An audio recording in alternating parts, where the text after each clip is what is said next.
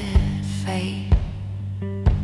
Smoke curled up like a ghost in pain. It whispered your name, your name. Oh baby, you broke me in two. Left me standing in these worn out shoes. Ain't no glue for the heart you use. So baby, oh baby, it's just broken blues.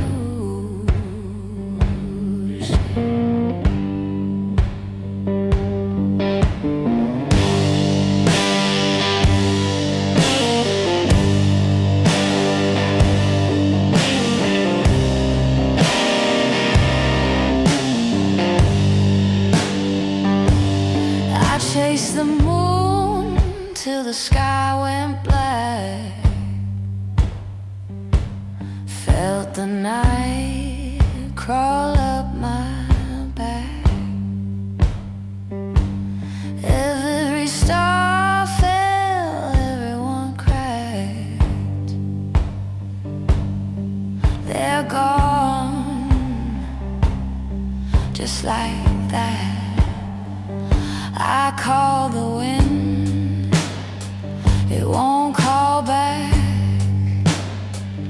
I called your name, it's silence that attacks. Oh baby, you broke me in two. Left me standing in these worn out shoes. Ain't no glue for the heart you use. Oh baby, oh baby, it's just broken blues.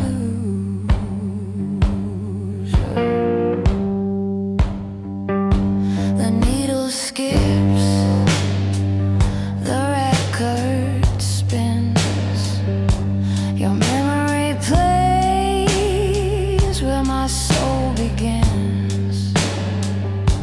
Scratchy echoes, they don't pretend. It's a loop, it's a loop that won't ever end.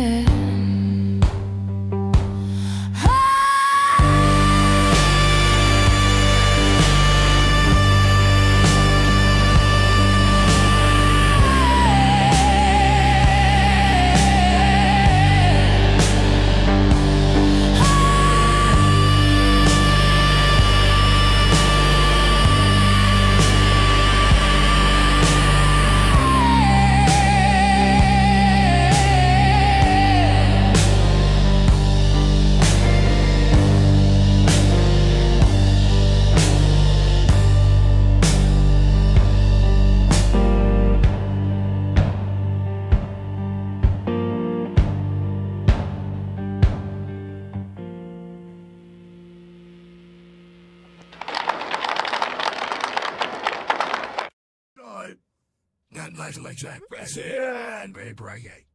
It's so pretty. English way. And ladies and gentlemen, boys and girls, cats and kittens, welcome back to the light side of the podcast. And thank you. I'm going to go old school here, guys. Hope you can indulge me a minute. Podcast, your home for rational crypto news and objectivity, leaving emotion at the door, talking about what we like, why we like it, and where we see it going. We are not offering financial advice. We are telling you what we do, and that is all. We don't slow down. We don't let up. Full speed is our only speed. I'm your host, Scott, pragmatic investor who has won and lost and spent fortunes. And joining me, as always, is the greatest producer of all time, the one, the only, the original, the Madam Bell. How are you doing tonight, huh? You know what? It's been a very hectic, very busy day, but it's been a good day. How about you, Scott? You know what? We're closing in on launch. And the closer we get to it, well, the more work that is required, obviously. But yeah, man, the closer we get to it, the more I start to respect and roll back to the very ethos of blockchain. And that's what we're talking about tonight. So, you know, we spend a lot of time shitting on everything We really do. And sometimes I don't have to be the bad guy every time. You know what? There's plenty of people out there doing it now. We were doing it when it was contrarian to do it. But now that everybody's doing it, I'm suddenly really, really pro crypto, pro blockchain. Just be different. Just be a little bit different about it. But I've never given up on the ethos. I've never given up on the ethos. And let me tell you why. Earlier today, we did not get a lot of heat on the sports stream last night, but that'll pick up. I had a wonderful time. I know Bell did. We had a ball. And we're moving over to the Breaking Balls YouTube channel. And yeah, but we were done. Joe pinged me today. He's Cosmos, the guy, Joe for Dead Cat, who's formerly Cosmos DeFi. He changed his name. And I'm never going to let him. Dead Cat Media. Yeah, and I'm never going to let him forget that. But he needed the video that we shot last night. So I had to go over to YouTube and download it. It was just about 900 megabytes.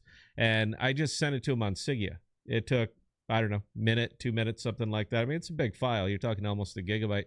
But for me to upload it, send it, share it, and for him to get it, it only took a few minutes. And it really got me thinking and respecting what is actually done out here, because we couldn't have done that. We could not have done that without Jackal Protocol. And the fact that we could, and that it was so easy and so simple for us to do it. Well, a couple things. One, it incentivized me to make more Sigia videos, because the desktop app has come a long way. You can look at it right now. Bell, please put the link down in the chat. Anybody who wants to try it, there's no obligation. Try the desktop version and see what's going on with it. But it really reminded me of what we're building, why we're building it. And just because crypto as a whole seems to have swung so far away from the ethos does not mean that app builders have to. And we're not. Ours is the most private data storage, data sharing, data utility platform that mankind has ever known. It exists right here, and it exists specifically because of blockchain. So I would ask you guys a call to action before I get into my monologue, because clearly I went with my own tonight, Jason. I did like yours, and I still have it up there. I might ping around on it a little bit, but my call to action for anybody in the audience right now, if you had to share it, let's just call it 1 gigabyte. It's about 980 megabytes, so it's a little bit over. But if you had to share a 1 gigabyte file with somebody anywhere in the world, how would you do it? How would you do it right this second? Let's pretend that you had to do it. You had to get this file from your system over to their system. How would you do it? Because if there's another good, easy, simple method, something that's easier than Sigia, I'm all ears, and I'd love to hear about it. So if you guys have something, please let me know, and I'm happy to discuss it, because if they're better than us, we got to change our marketing strategy a little bit. But right now, nobody is. That's all it comes down to, is that nobody is. And we realized, myself, Bell, we realized early enough on this that privacy alone is not a product. Utility is the product, with privacy as a feature of it. We realized that nice and early. So the fact that we can share 1 gigabyte videos, currently our theoretical limit is 5 gigabytes. I haven't tried it because I don't have a file that big on my system, but we're going to be on our way to 32 gigabytes. That'll be the largest file that we should be able to conceivably share, is about 32 gigabytes. And that's just an absolute monster. But we could not do this without blockchain. That's kind of where it comes down to. So anyway, I want to, I got my whole spiel here. I'm going to go ahead and get into it here in a second. But Bell, do we have anything that we need to talk about before I go and roll into this? And I'm pretty sure that we're not packing them in anymore, but I still like to talk with the audience, not at them. No one's asked any questions as of this point. Well, that makes it real easy then, doesn't it? So, in my effort to continue to be contrarian, because I just like to be contrarian, I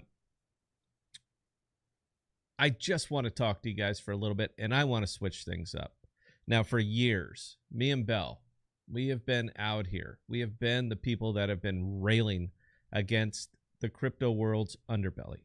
Now, that's the hype cycles, the volatility that keeps us all on our toes. But let's be let's be real here. Let's be really real. we've all been through the trenches together. That means you. That means Jason. That means Top Cat. That means Bell. Anybody else who hasn't mentioned on chat, if you say a chat message, I promise I'll share your name. We've all been through this. Now, you're not here on the podcast for beginner's guides, cautionary tales. You guys are crypto vets, all right? You're the ones who've holded. Remember that? Hold on for dear life. Through the winters, built on chains, and seen the tech evolve from white papers to world-changing protocols. So tonight, probably for this night only, we're going to celebrate a little bit. We're going to talk about what blockchain has already accomplished and what it's poised to unleash. There is no doom and gloom, not for me, not tonight, just pure unadulterated optimism about the proper application of this revolutionary technology. So first off, I want you to think about the core promise of blockchain, what it actually is. Trustless systems that empower individuals like me, like Bell. Now, remember when Satoshi dropped the Bitcoin white paper, it wasn't just about digital gold. It was about re-architecting money itself. Now, fast forward to today, and we've got decentralized finance. We got DeFi. Now, that's not really a fringe experiment anymore. It's a thriving ecosystem where anyone with an internet connection can lend, can borrow, can stake, can farm yield without begging a bank for permission. It seems like we've gotten away from this, but that is the absolute truth. Protocols like Aave and Uniswap have handled billions in volume, creating liquidity pools that rival traditional exchanges. Now imagine farmers in rural Africa accessing microloans via Compound, or artists in Latin America earning royalties through automated smart contracts. This isn't pie in the sky. It's happening now. Democratizing finance and cutting out the middlemen who have gatekept wealth for centuries. And the beauty, it's all auditable, on-chain, transparent as crystal. But blockchain's magic isn't confined to finance. So let's take a little look here at supply chains, those opaque behemoths that used to hide everything from sweatshop labor to counterfeit goods. Now, enter projects like IBM's Food Trust or VeChain's traceability tools. Do you guys remember VeChain? Does it ring a bell? Because BMW uses them. We are tracking everything from coffee beans in Ethiopia to diamonds in Sierra Leone, ensuring ethical sourcing and sustainability. Consumers scan a QR code and boom, full provenance from farm to table. There's no more greenwashing, just verifiable truth. Now, companies like Walmart and Maersk are already slashing waste and fraud, saving millions while building consumer trust. It's blockchain proving that transparency isn't a buzzword. It is a tool for real-world efficiency. It's making global trade fairer, and it's making it faster. Now, speaking of creativity, even though nobody did, who here remembers the NFT boom? I know I do. I know Bell does. Now, sure, it had its excesses, little bit, but strip away the speculation, and what's left is revolutionary digital ownership. Platforms like OpenSea and Foundation have empowered creators to own their work outright, with smart contracts handling royalties automatically. Musicians dropping albums on Audius. I'm a huge fan of Audius. Getting paid every stream without label overlords skimming the top. Artists like Beeple selling pieces for millions. But more importantly, building communities around their art. And it's evolving, guys. It is evolving. Think about token-gated experiences, where holding an NFT unlocks exclusive events or virtual worlds. This is Web3 in action. a creator economy where value flows directly from fans to makers, fostering innovation in gaming, music, and beyond.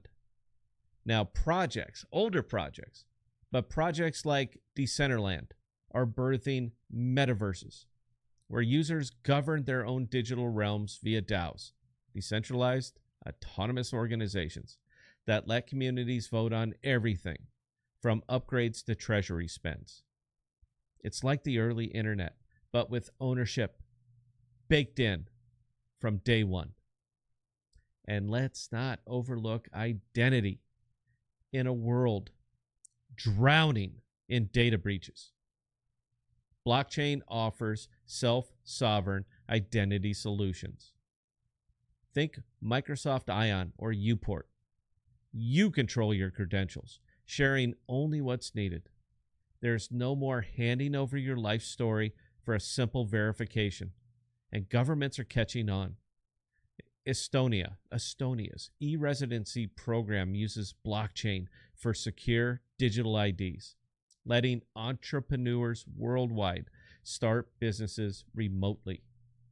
This tech, guys, is bridging the gap for the unbanked and undocumented, giving billions, a verifiable presence in the digital age. It's empowering refugees to prove qualifications without paperwork, or voters to cast ballots securely in blockchain-based elections, like those trialed in Sierra Leone. Transparent, tamper-proof. Finally, systems that amplify voices instead of silencing them. That's our ethos. That's what we're here for. Now, on the environmental front, we've heard the energy critiques, but innovators are flipping the script. Proof of stake chains like Ethereum post-merge are slashing energy use by 99%, running on fractions of what Bitcoin consumes. Projects like Chia use proof of space and time, turning unused hard drives into eco-friendly mining. And then there's carbon credit tokenization. Platforms like Toucan Protocol, turning offsets into tradable assets, funneling funds to reforestation and renewables.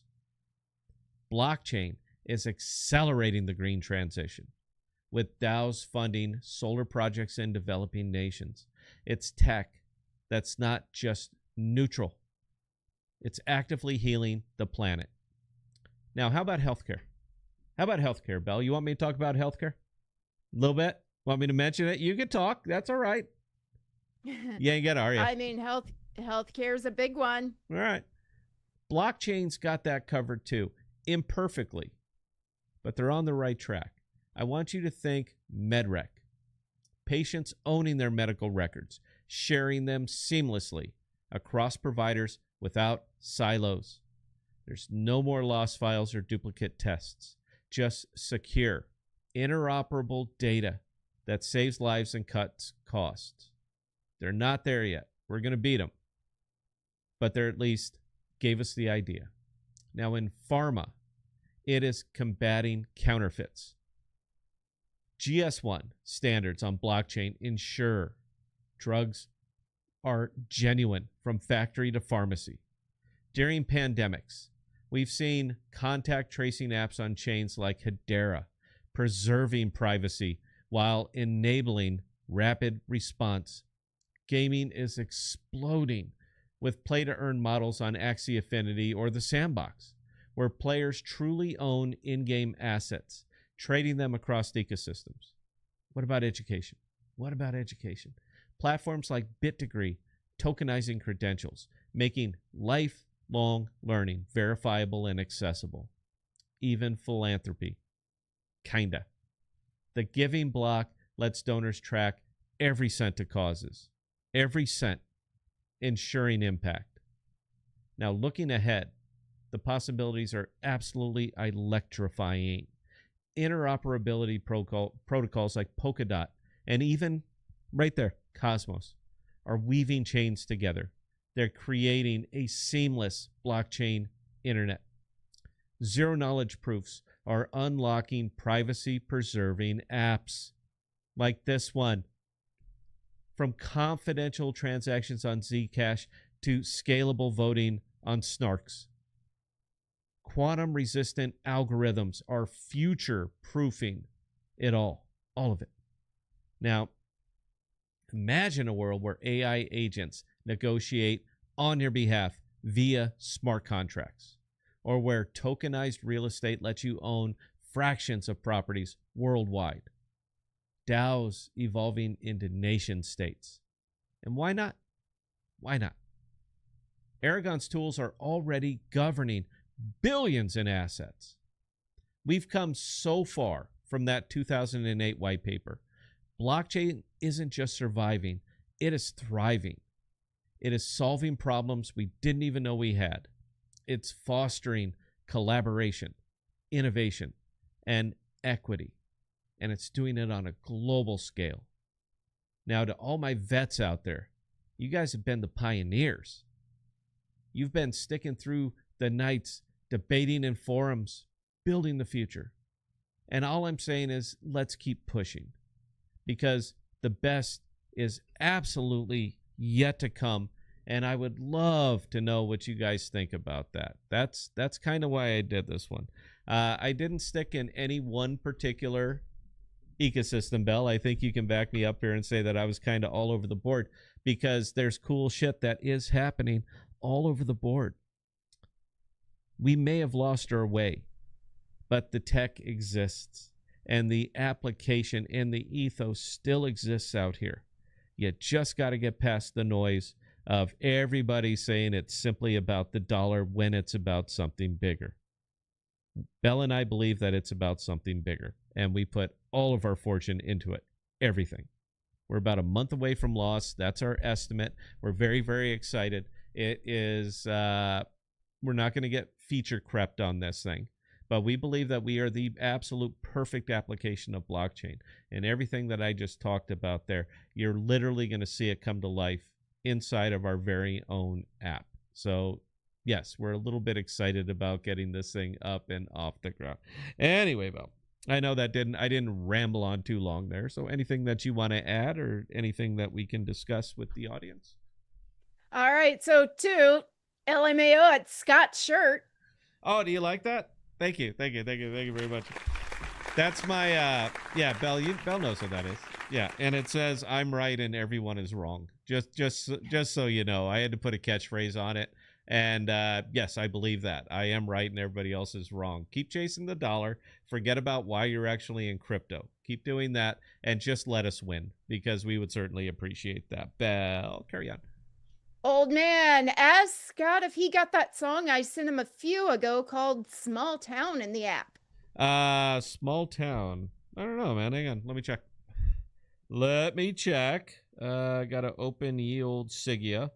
And did you send it to the podcast, or did you send it to the podcast? I got nothing here, bro. Hang on, let me go close up. That's my notifications. I got nothing. Did you send it to THE Podcast or to Delta Podcast? The podcast, because one is my iOS and one is my Android. I happen to have my iOS with me right here. So the answer to that is I'm sure I got it, but not on this phone. Sorry about that. Go ahead and carry on, Bill. All right. So, old man, the shirt is awesome. It is awesome. Thank you. I gotta make one for Belle. She can wear her little Belle South Park on there. But yes, thank you. You know what? This is our fourth night in a row that we're live, and there's a lot of work that goes into these shows. I know it doesn't seem like it, but it doesn't seem like it because we've been doing this so long and we understand how to, keep it moving and keep the flow. But there's a lot of work that goes into this. And by the time we hit night 4, night 5, I'm smoked, man. I don't want to think. I don't really want to talk. And I just want to kind of cruise. So that's why we're doing the content that we're doing tonight, because again, everything, we're professionally negative, not against the tech. We're negative against the degens and the idea that it is simply about pumping up a meme token, ravaging as many people as you can, getting out, clapping yourself on the back and feeling good about it. It's got to be about something bigger, folks. It must be about something bigger. And yeah, that's why we're there. But it doesn't mean that VeChain is still not tracking BMW inventory, because VeChain is absolutely looking via BMW inventory. And because you guys are crypto vets, I don't have to explain how an NFT works. And even though we put them on fuzzy kittens and silly shit like that, doesn't mean that that same tech, that same barcode can't be stamped or labeled onto a water pump that's going to be going on a BMW model whatever, and have that thing tracked without any doubt from point A to point B to point C to delivery.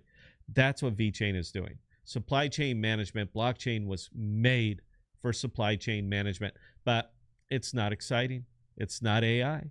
It's not whatever the hot narrative is. It's not the government sweeping in and partnering up with blockchains that suddenly makes tokens just pump to hell and gone. I give you Cronos. It's none of those things. The application of this tech is superior in every single way if we would just apply it. So anyway, hope that answered the question. Belle, go ahead, carry on, please. All right, so next one coming in from Toot, and that is your catchphrase. Is that is my catchphrase? Yeah, no, I don't mind, man. Look, when everybody was talking positively about everything, I'm even going to go big screen here for a second, Bo. When everybody was talking positively about everything, we simply weren't. We were pointing out the flaws. Me and Belle were sitting up here every night, every day, pointing out the flaws in your reasoning. It ain't going to work. This is going to bomb. It will explode because of X, Y, and Z. So we did that and managed to basically shellac our entire audience. I mean, we don't really have, we're a family show now, and we've kind of accepted that. But when we were simply pointing out that there is no alt cycle, and year ago, that's it. That's all you got on Twitter. Don't worry, it'll happen in March, it'll happen in June, it'll happen in September. Don't worry, next year, January, it's going to roll. And we're out here saying, no, it won't, because you are missing a fundamental truth, and none of you guys are actually applying blockchain to what it can do.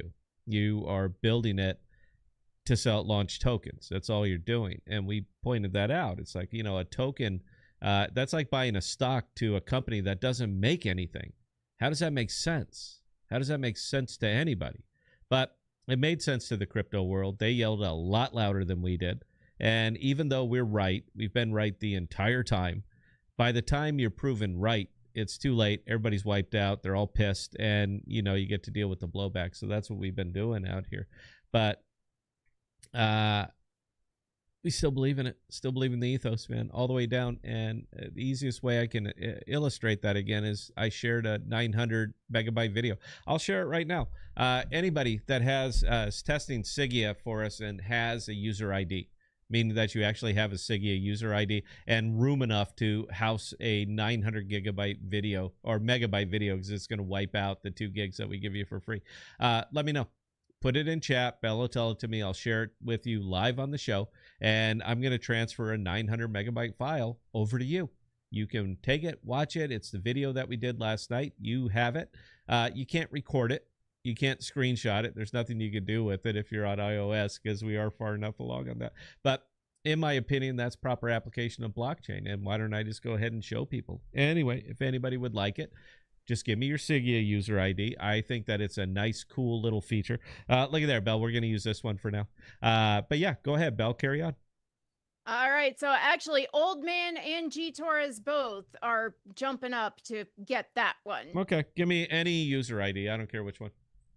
Old Man. Okay, what's his user ID? And I need it exactly. You know that. Old Man. Old Man. His... All right. Yeah. All right, sharing it to you right now. Oh, I got to move a window here, bro. 1 second. See, I did tell you that, Belle. Old Man, Randy Stevens. All right, bro, it's on your way. And who else wanted it? G Torres?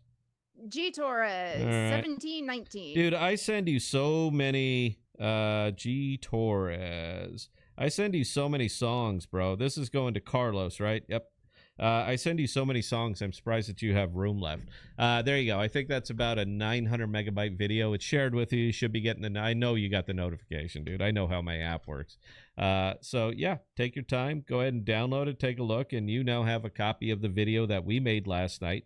And we can do this because we built the damn app. Anyway, Belle, please carry on.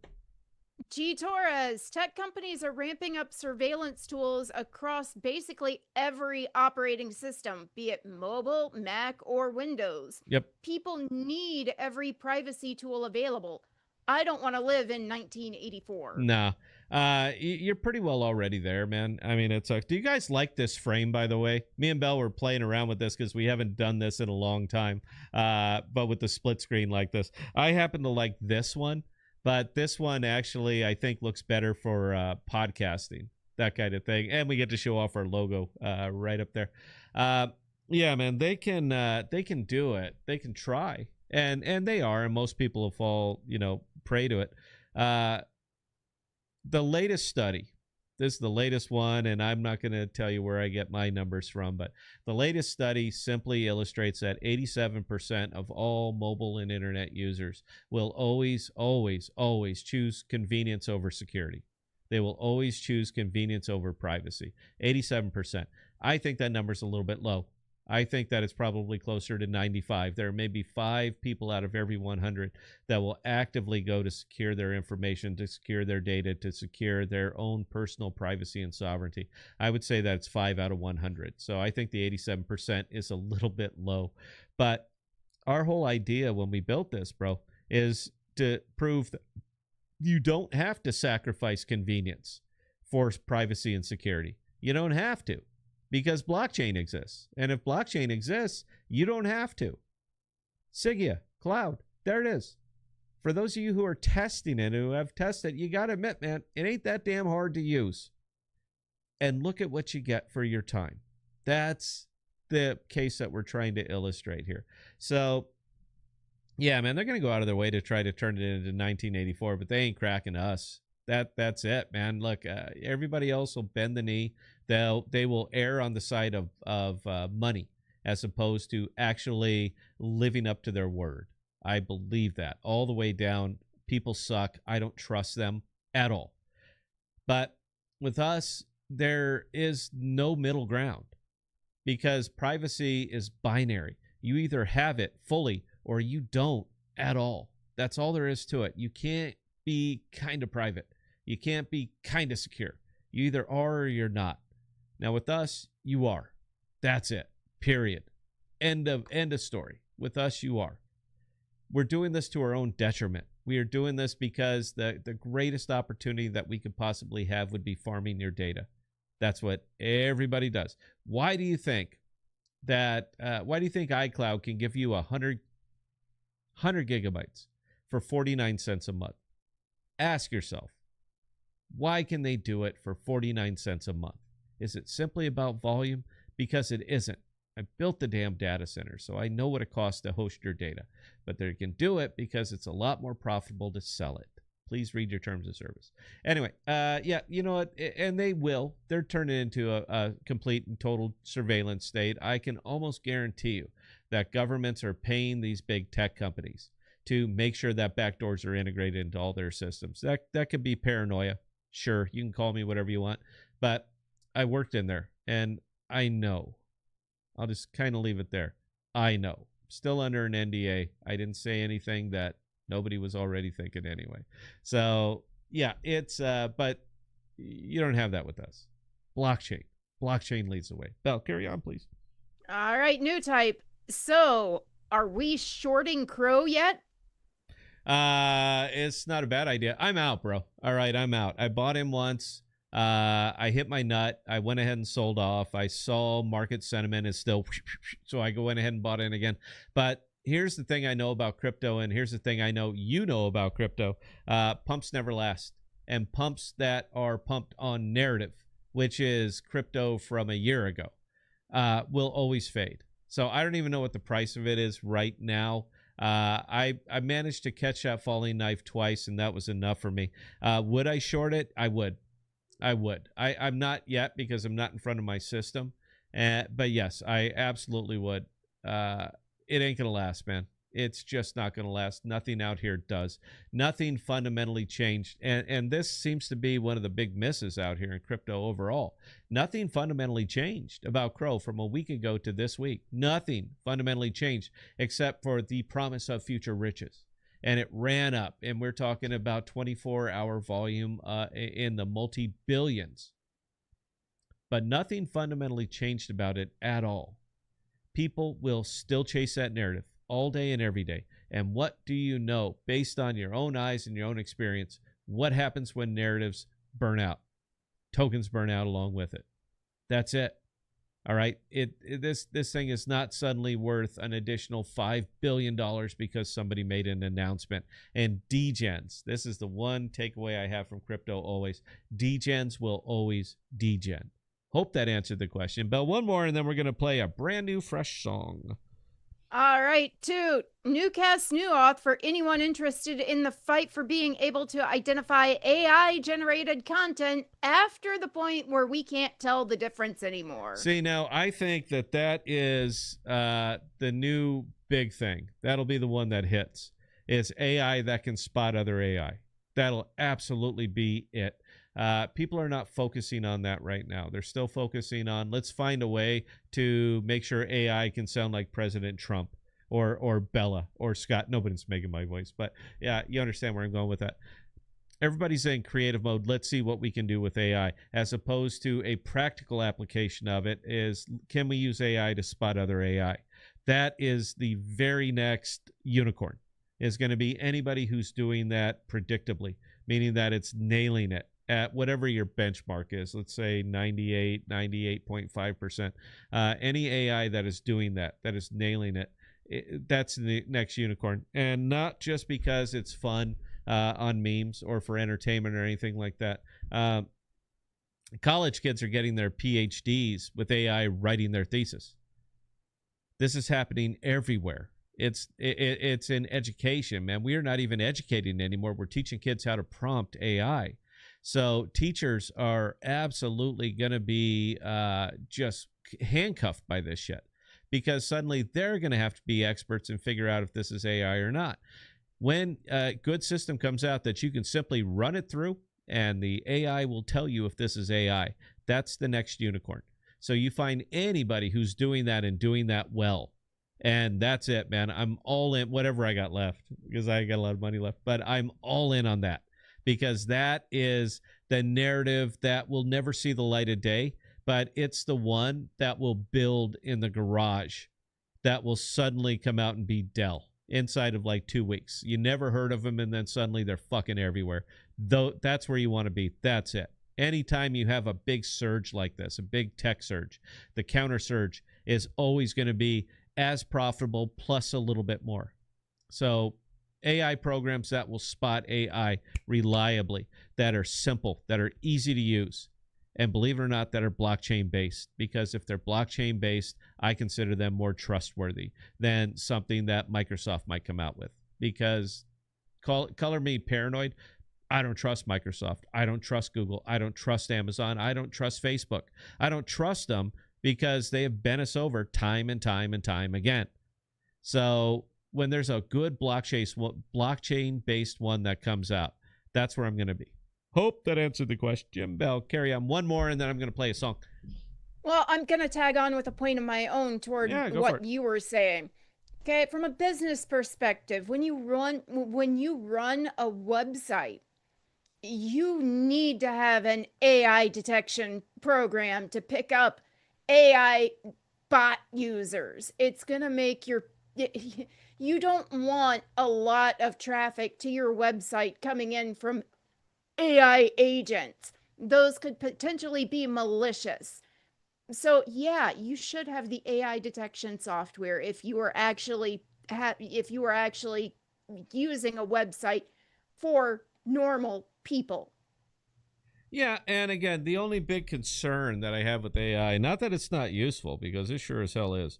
The only big concern that I have with AI right now is that it's literally teaching people, it's stopping people from thinking, from figuring out alternative solutions, man. That's what it's doing. And if nothing else, from the education standpoint, people need to be able to think. So anyway, I'm going to pull up another song, Bell. I'm playing it directly from Siggia Desktop, so I have to walk over there to get it. But go ahead and talk for a second. I'll let you know when the song is cute, and we can go ahead and play that and take a break, and we'll be right back. All right. Top Cat, I promise you I will get to your comment in just a minute. Well, I'm glad to see you guys in the audience chatting it up. Yeah, agree or disagree with our points, but I am happy that the conversation. I hit the wrong button now. Go ahead, keep going. Wow. I got it. All right. This is what happens when you don't have a separate person that can handle hitting the play button. Well, you know what? I've never figured out how to mute it before I pull it up. And Siggia Cloud has its own built-in media player. It's a little bit rudimentary because we had to build it from scratch because we don't want anybody else's tech inside of our tech. I'm sure you guys can understand that. But it is functional. So, yes, any other questions? We're going to get right back. I don't know if you guys know this about me. I'm a huge fan of 30s, 1930, 40, 50s jazz. I'm a huge fan. I'm a huge fan of the Andrew Sisters. I'm a huge fan of big band music. We don't play a lot of it on here because there's just not a lot of it to be found. But I discovered AI. And once I discovered AI, I can create anything. So the following song is available right here on the KPOD label. And if anybody would like it, let me know. Send me your Siggia user ID, and I will share it with you right this very second. But let's go ahead and take it back, Bell. You know I like big band. This is an excellent version of just that. Hope you guys enjoy. And we will be right back here on the podcast on the KPOD network.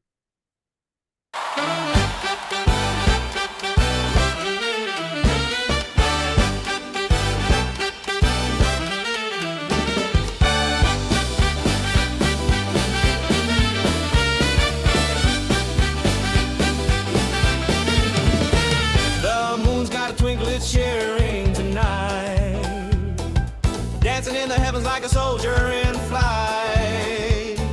We're all in step, we're feeling all right. Snap your fingers, tap your shoes, forget the world and shake those blues. Swinging with the moonlight, oh what a view. Under the stars we'll jitterbug through. Swinging with the moonlight till the morning's new. Oh, swing that moonlight groove.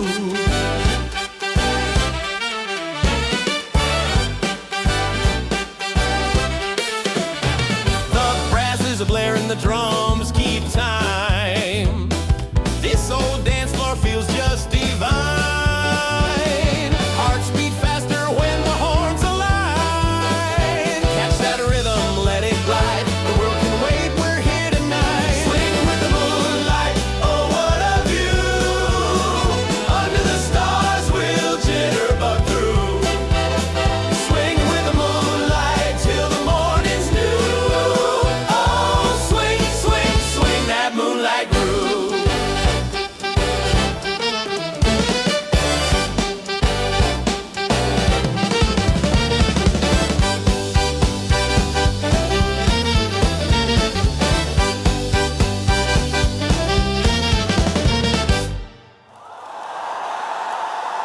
You are there!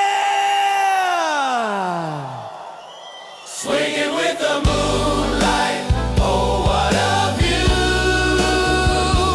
Under the stars we'll jitterbug through. Swinging the moonlight till the morning's new. Oh, swing that moonlight groove.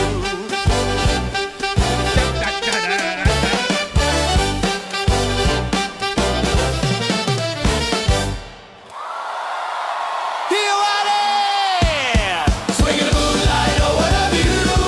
Under the stars we'll jitterbug through. Swinging the moonlight till the morning's new. Oh, swing that moonlight groove.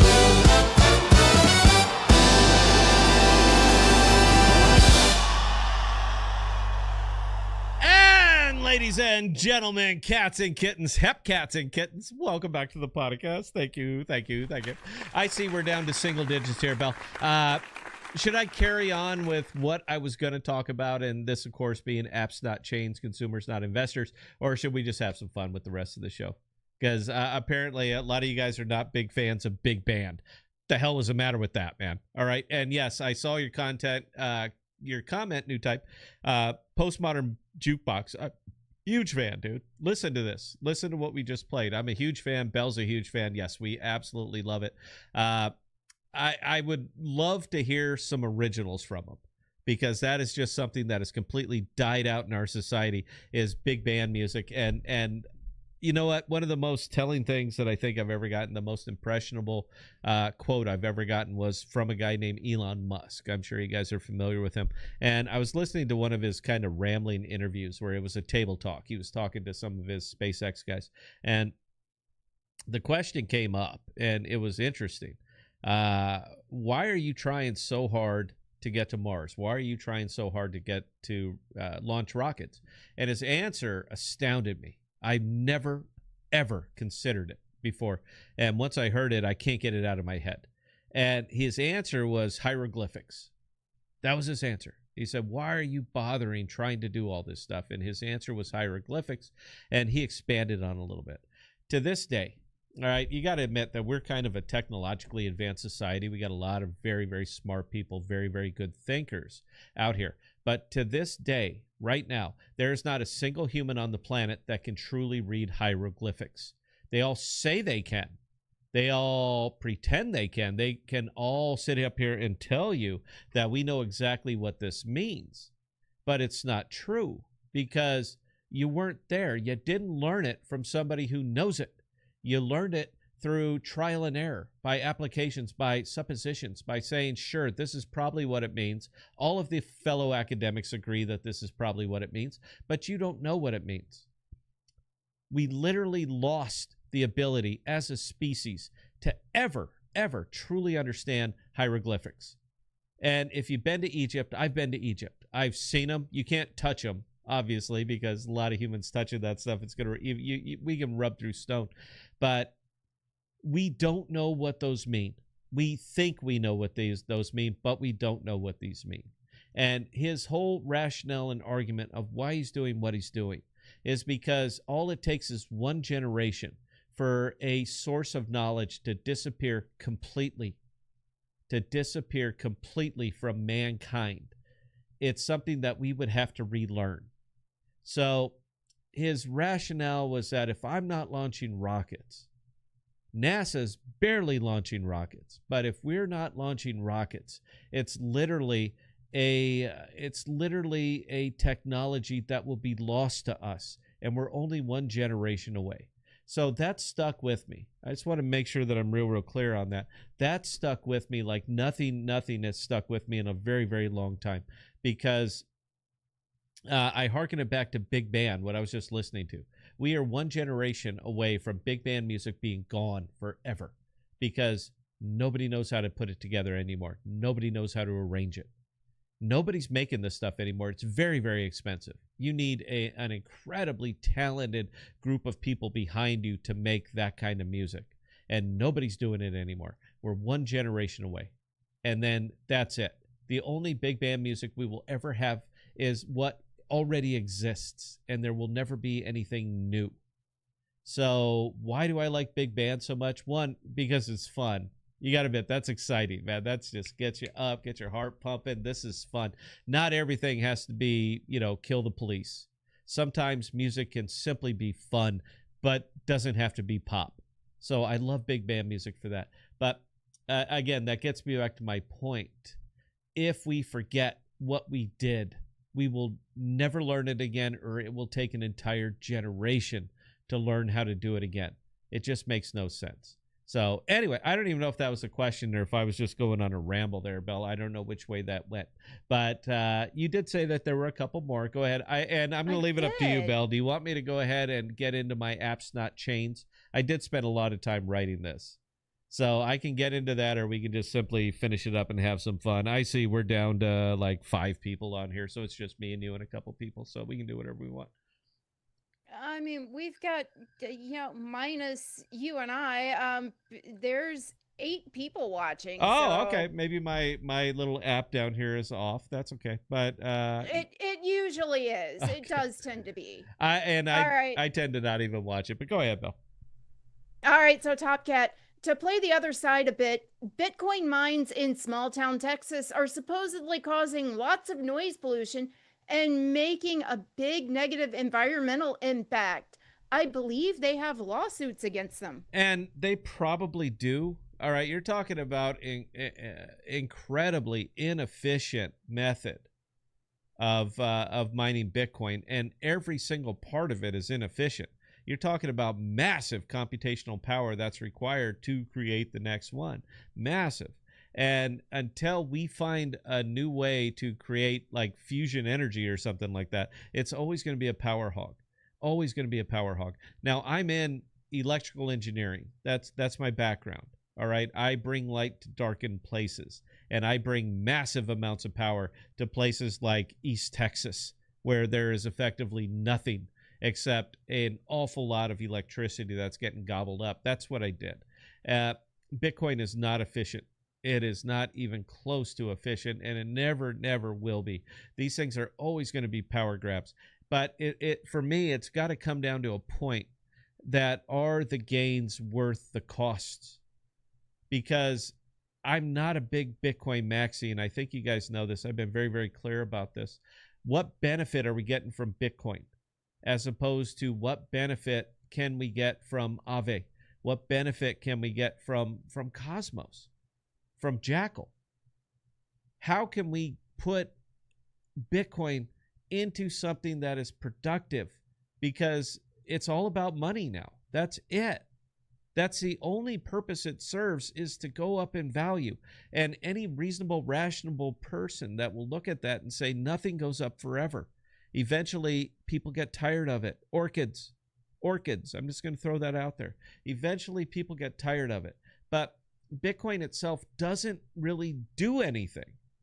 And I get store of wealth, but it's only a store of wealth as long as people are willing to pay $112,000 per Bitcoin. As soon as they're no longer willing to pay that, it's no longer a store of wealth. It's a speculative asset. That's all it is. We've just made speculative assets and brought them into the digital age. That's all we did. It's not changing worlds. DeFi protocols can change worlds. Applications, VeChain, can change worlds. It can completely revolutionize the way that we think about doing a thing, whatever that thing happens to be. But Bitcoin simply cannot do that. It is inefficient, and it will never get more efficient. Every single token is harder to mine than the last one. That means more computational power. That means more energy. That means more everything.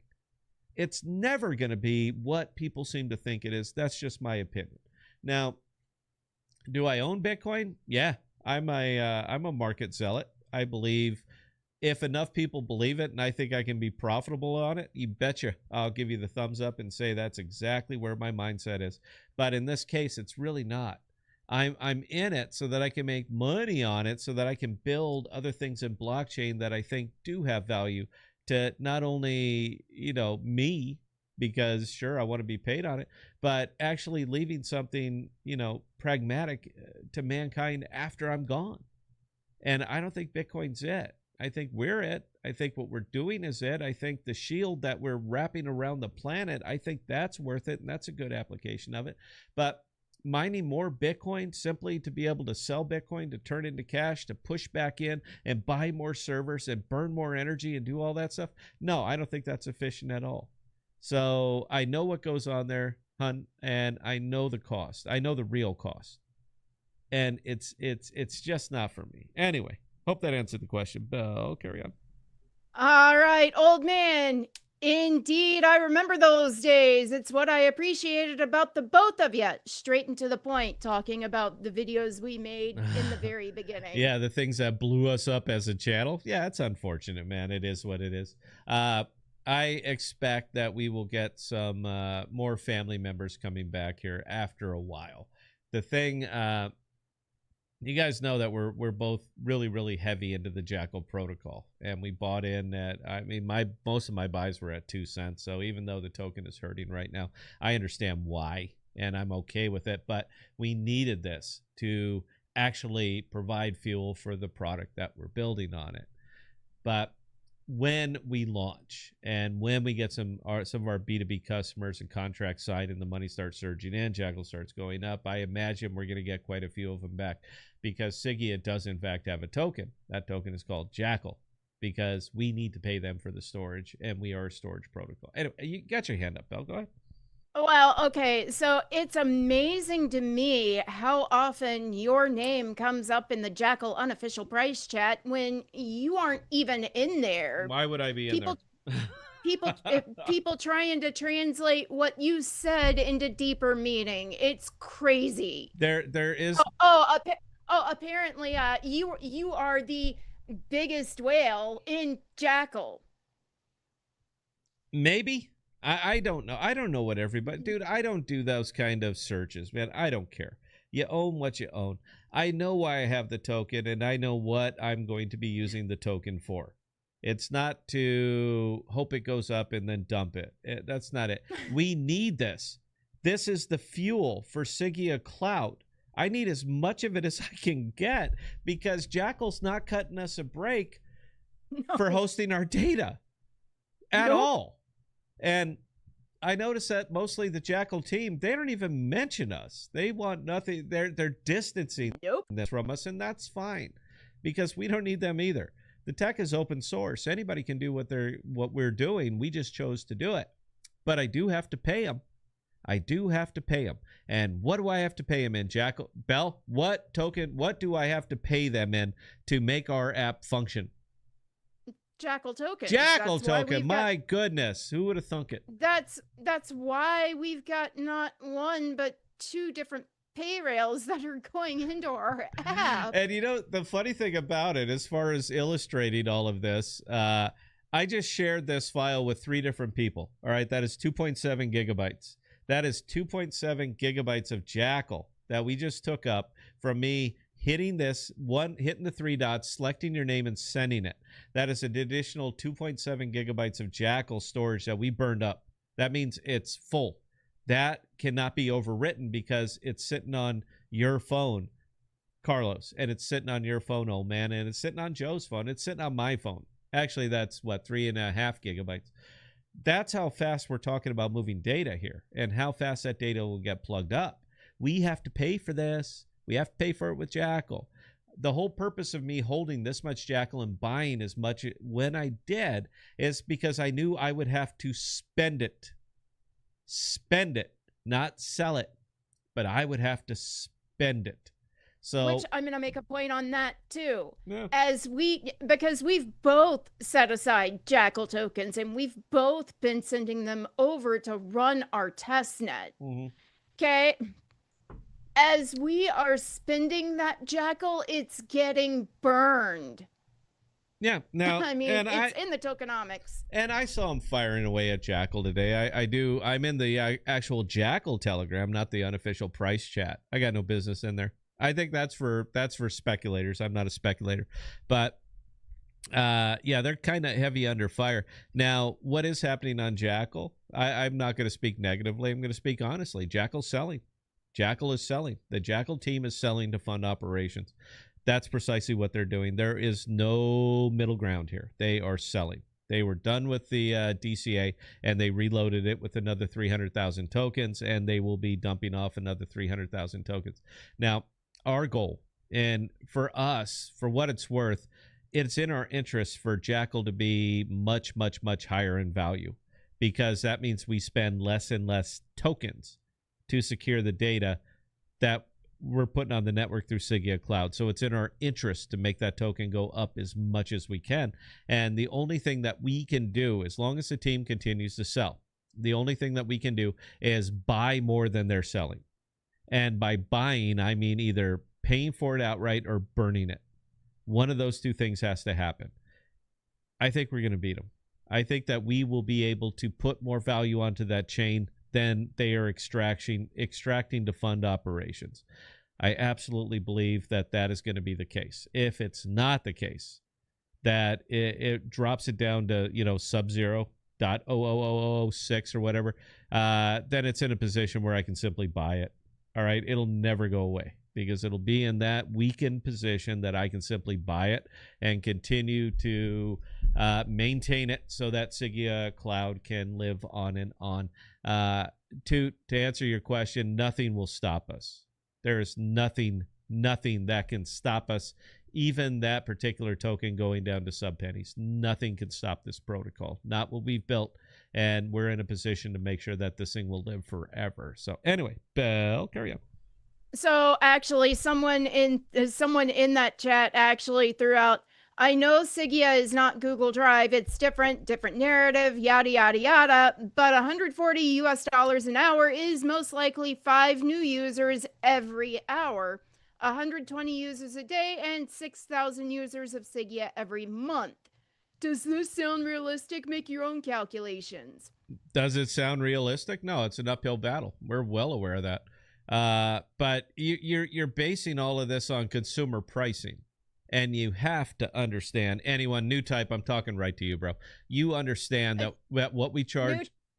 New type, that comment did not come from you, by the way. No. I understand that. I'm just saying, I'm looking for someone to back me up here. You understand all the way deep down that the prices that we charge enterprise is not the price that we charge consumers, right? Because we take a great deal more risk.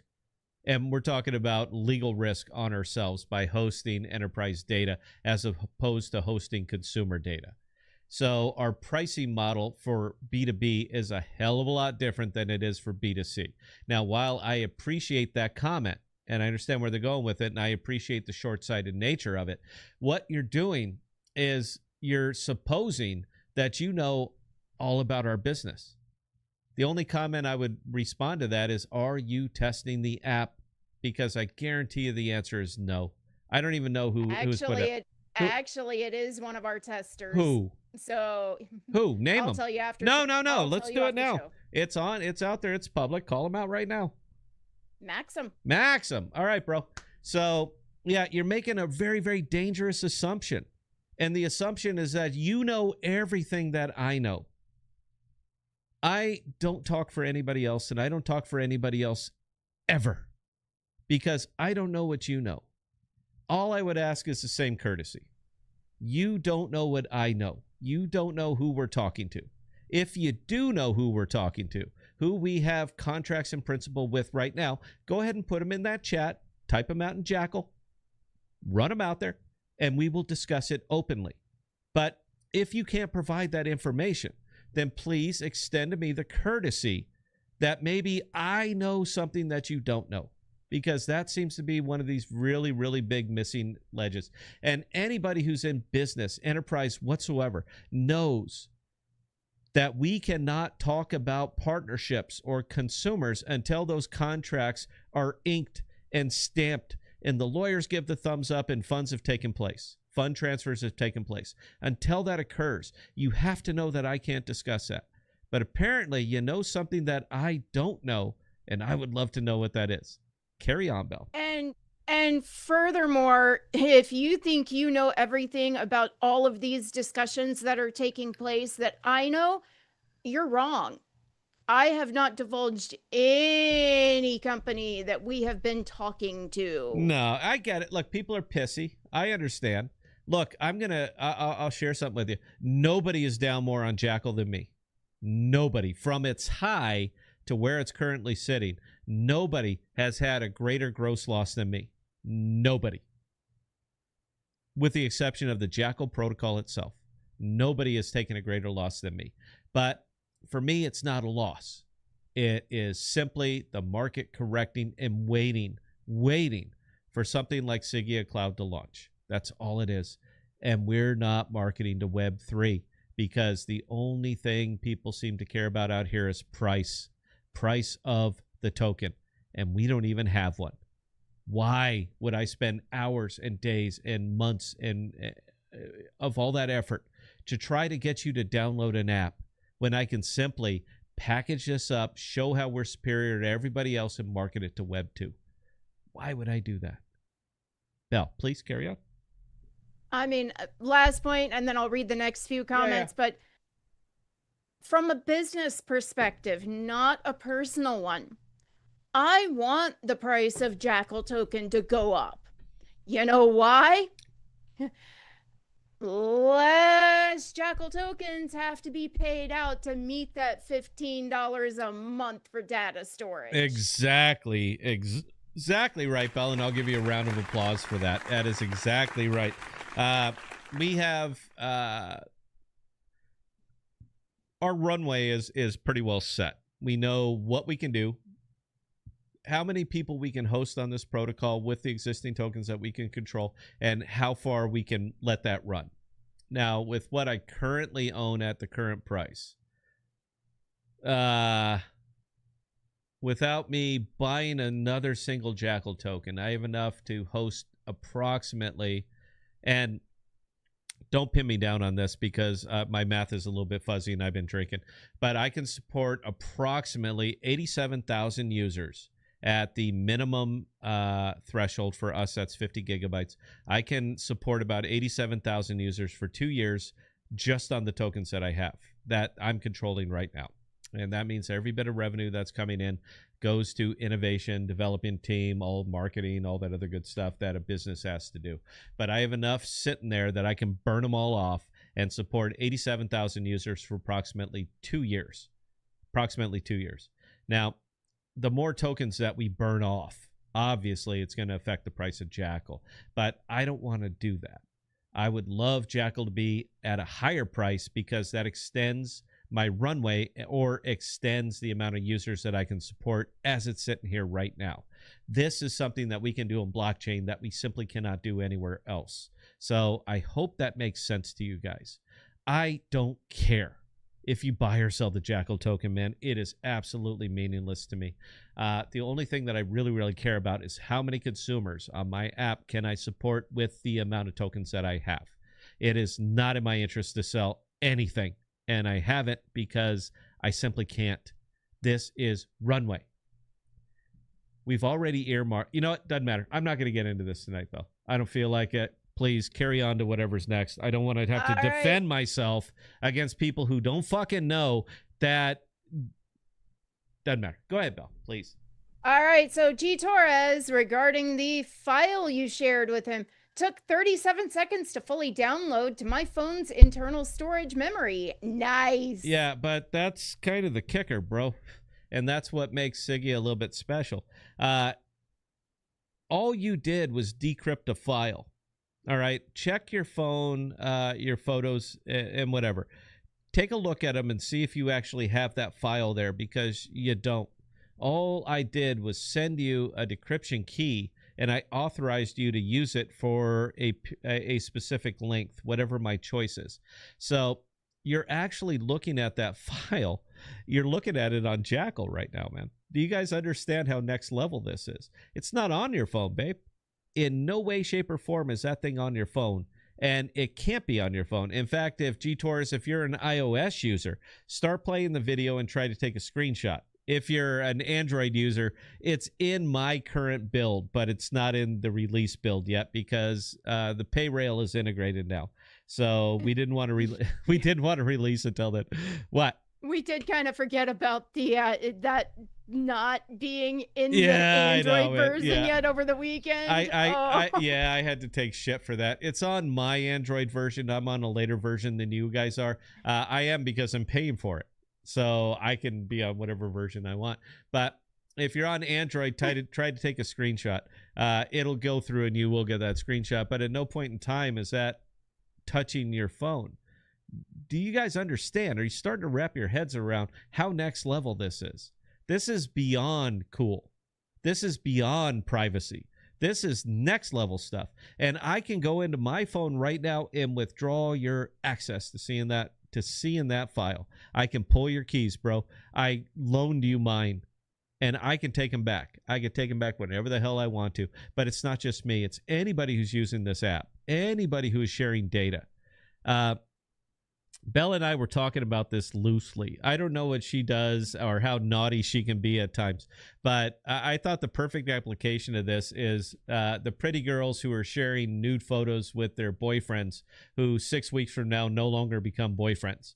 She can literally go through there, click all those files that she shared with them, and withdraw them, and they're gone. All right, he can't see them anymore. And if he tries to take a screenshot of them or a screen grab, our app won't let him. Our app won't let him. So that is as secure as we could possibly make it. There's nothing else that we could possibly do to keep your data more secure or more private. That's what we're building, and we're building it with blockchain. And there's a reason why I'm so positive about all of this stuff, because blockchain makes it possible.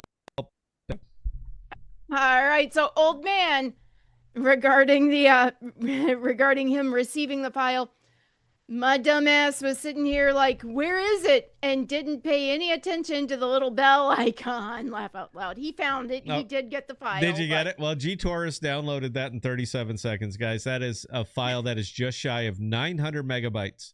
900 megabytes. I asked at the beginning of the stream, show me another platform that is this easy to use that can do what we just did, what we just proved. And Carlos got that file in 37 seconds, just under a gigabyte.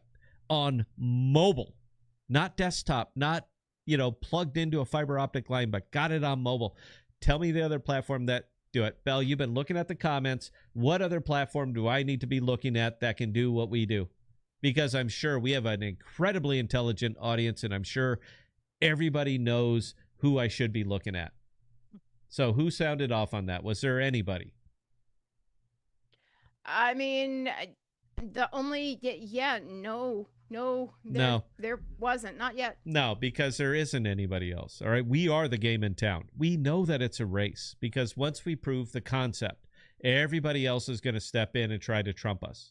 Trump us. I said Trump. Everybody's going to step up here and try to trump us, and we're well aware that it's a race. Please, Maxim, give me a little break on my business savvy, bro. All right, I know what we did, I know what we built, and I know what we're up against. I'm well aware of what we're up against. I still believe that consumer is the play. All we have to do is find a way to make it cool. We haven't done that yet, but we're still looking. Belle, please carry on.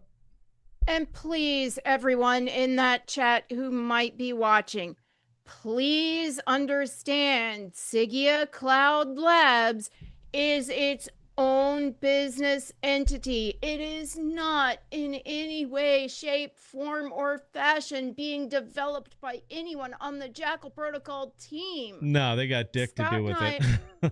Scott and I are literally the ones who have had this app developed.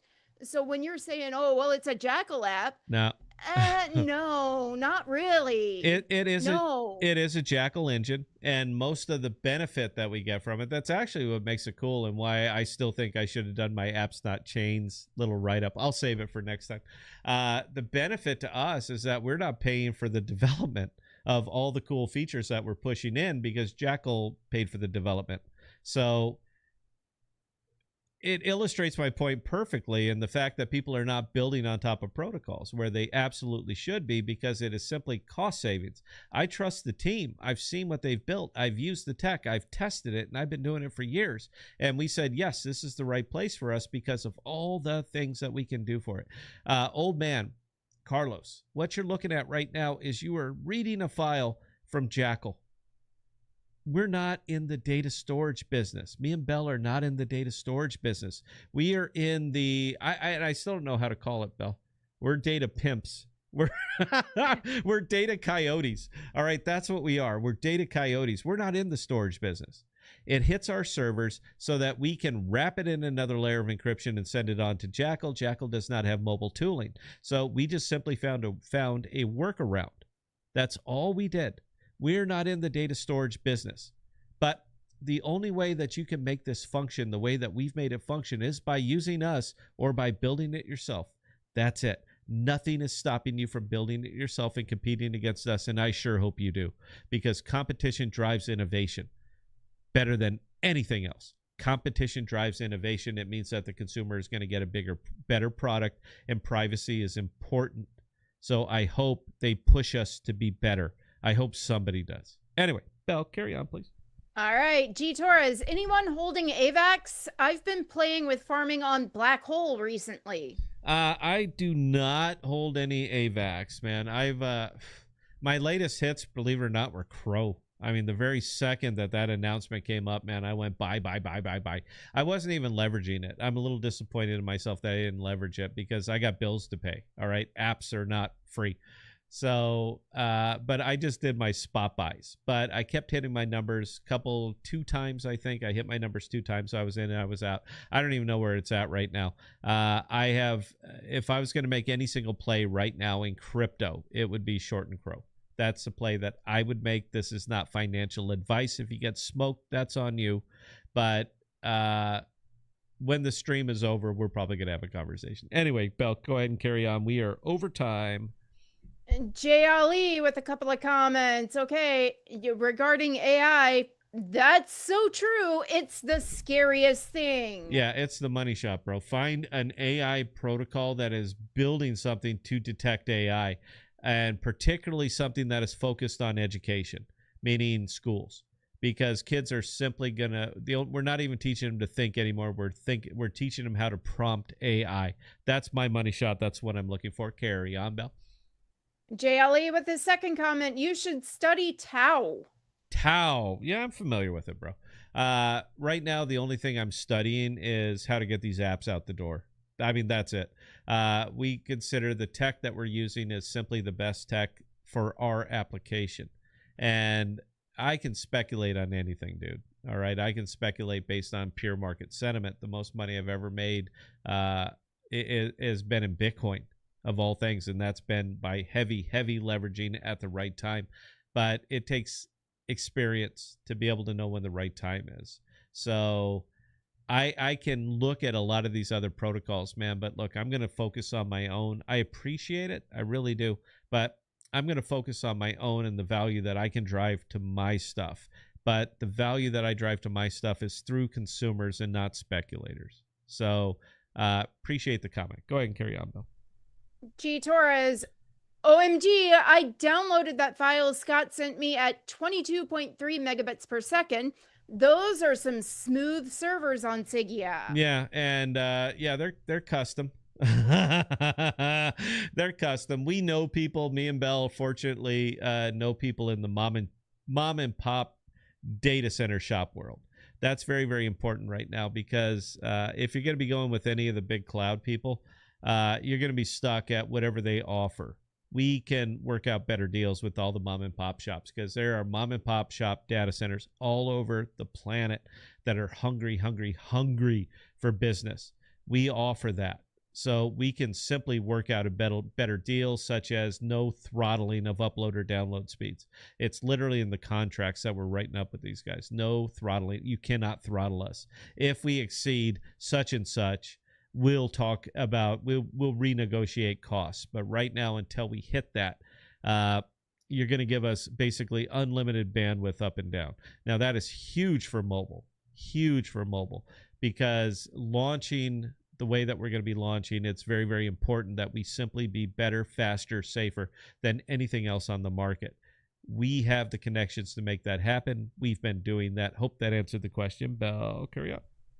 New type. So when we making paired AI music videos so we can watch them also? You know, I didn't even think about that, bro. I did not even think about that. But how fun would that be, Belle? Now you've got him thinking. Yeah. No, you're on it, bro. Look, man, find me the AI that will do that.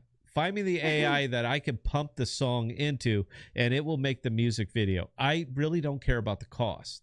If it's cool and our family will enjoy it, I'm happy to pay those costs because, we're an infotainment kind of stream. I would love to have videos going, instead of that. I would much rather have videos going, but I do need an AI that can do that. And the cost is going to be extreme. Some of these songs are 4 or 5 minutes long. That's a lot of AI burn, man. So it's cost going to be extreme, but you find me one that'll do it, bro. And the next time when we go to break, we're going to be playing AI music videos, Belle. That'll be funny as shit. Go ahead, carry on, please. All right, look up 8-bit big band if you like video game music and big band. I just discovered them yesterday. Are you gonna put me up here with like something from Super Mario Brothers? Do do do do do do do do do do do do do do do do do do do do. You're gonna have to look it up. I'm not gonna do that, Belle. Look it up and tell me if I need to look at them. Now I got Mario Brothers in my head. Do do do do do do do do do do do do do do. Don't say you don't know the song. Go ahead, Belle. Carry on. All right, G Torres. Scott, have you noticed when making AI music, it tends to like to use the word moonlight in many different songs? Moonlight, Serenade, Shadows. I'm sorry. Go ahead. Finish up. I have several songs with the word moonlight being used. Moonlight, Serenade, Shadows. Yes, it likes that. But I also discovered that I can prompt it to not use those words. That's it. I'm learning AI as much as anybody else. I'm a big fan. We don't get copyright hits anymore. It's pretty cool. Belle, carry on. All right, Toot. Universities are the only way big band survives. And I agree with that, man, because universities, by their very nature, tend to be contrarian to pop culture. They do, man. Like all the big stuff that rises. For fuck's sake, Facebook would not be Facebook if it wasn't for universities. They just tend to be contrarian. And right now it's all about bubblegum pop and Taylor Swift and Norwegian black metal and just weird shit like that. But they've forgotten completely about big band. And if you've ever seen any university halftime show, there's a lot of trumpets out there. There's a lot of drums out there. There's a lot of people. Every tool you need to make big band music is sitting right there on that university campus. And it's my hope that eventually they realize that this can be monetized, because if they do, we're going to hear a lot more of that shit. Hope that answered the question, Belle. Carry on. New type. Some of those hieroglyphics are spooky. Yeah. There's an image that looks like helicopters, submarines, and jet engines that are inscribed in the pyramid. Yeah. And that's what I'm saying, man. And look, nobody knows what the fuck those mean now. We pretend we do. We want to be morally superior and drink our tea and hold our little pinkies in the air. But we don't know what the fuck that means. We have no idea what that means. We can make assumptions. That's it. Hieroglyphics are down to assumptions because we forgot how. Thank you for making my point, Belle. Please carry on. All right, old man. Anyone want to watch a rock opera that is Legend of Zelda? Just say I'll share it in Sigia. Oh, you got to give it to me. The Podcast. THE Podocast. If you can't spell, it'll autofill most of it, man. Just type in THEP, Tango, Hotel, Echo, Papa, and I'm going to show up. You bet I want to watch that. You bet I do. Go ahead, Belle. All right, G Torres. Okay, regarding the file, it's in my phone's gallery app, Scott. I did a full download to test the server speed. Oh, that you can do. And because I allowed you to do it. So in that case, yes, you did. He did continue to say, so you did give me permission to download it, but obviously I didn't need to download it in order to watch it, as you explained. Nah, bro, you can watch it right in the Sigia app or in the Sigia app, and at that point you're watching it on Jackal. I did grant you guys permission to download it. If you want to have my visage and Belle's visage on your phone living forever, you're more than welcome. But yeah, it's I allowed you to do it because it's my data. I control it. I determine all the parameters of me sharing it. So yes, man, I allowed you to download it, but I don't have to. I can simply put it as view only, and in which case you will not even get the option to download it. But I know you, I know old man, so no, I don't care if you guys have my stuff, man. Knock yourself out. What are you going to do with it? But yeah, that's kind of the kicker, and that was our whole idea. That's why we are effectively a copyright-proof Napster, because if I share any music with you at all, you can listen to it, you can enjoy it, you can do whatever the fuck you want with it, but you can't download it, so it'll never be on your phone, but you have all the benefit and none of the risk. That's another very, very specific feature we put into Sigia. Go ahead, Belle. All right, G Torres. I think he meant only other platform to share large files that I've used is through torrents, but that's public file sharing and it's not this fast either. No, and it's not secure, bro. Not at all. Look, I know torrents. You know torrents. We understand. Yeah, it'll do it. Now, I would answer that with a question. Do you think the average user out there today even knows how to do it? Because you can do it on us instantly, bro. 3 dots, share, who, gone, and it's done. We take care of all of that. I'm not saying that torrents didn't come into consideration for us, but most people, your average user, simply does not know how to do it, and we are banking on the fact that most people simply don't know how to do it. The knowledge is being lost, one generation away from torrents being irrelevant. So we're kind of banking on that. Anyway, hope that answered the question. Bill, carry on. All right, that was actually the last one for the moment. Perfect, because it is just about our time. I didn't eat yesterday, Belle. I'm still on my fast, so I'm starting to get a little bit punchy. I'm sure you can understand that. So we're going to go ahead and wrap it up. I hope you guys enjoyed the stream tonight. We haven't gotten off this far off in a while. I hope you guys enjoyed it. I noticed that our comments were a hell of a lot more comments than we've gotten in a very, very long time. So maybe we have to refocus ourselves on what we're doing and what we're talking about and all that other good stuff. But I'm not going to worry about it. We're not live tomorrow. We are not live Saturday or Sunday. We're going to see you again on Monday. I'm smoked. All right. It's a lot of work and effort for us to put on these streams. And I'm tired. That's all it is. I'm going to go ahead and take a break. But Belle's going to go ahead and talk us up. Belle's going to go ahead and take us out of here. Hope you guys enjoyed the stream tonight. I know I did. Cannot thank you enough for continuing to support a dead channel. But as long as we got one viewer, we will continue to go on because we're one generation away from losing the podcast too. Anyway. Belle, talk us up, take us out of here. Wonderful time, guys. All right. Again, ladies and gentlemen, for those of you who joined us this evening, we cannot say thank you guys enough. We do appreciate each and every one of you guys and the comments and questions you send our way. Now, with that being said, we are going to be back on Monday at 7 p.m. Central Standard Time. In between now and then, if you guys have any other comments, questions, or concerns, definitely don't hesitate to reach out to either Scott or myself, scott@thepodcast.com or bella@thepodcast.com, and we'll get those answered for you. Again, we can't thank you enough, guys, and we'll see you next time.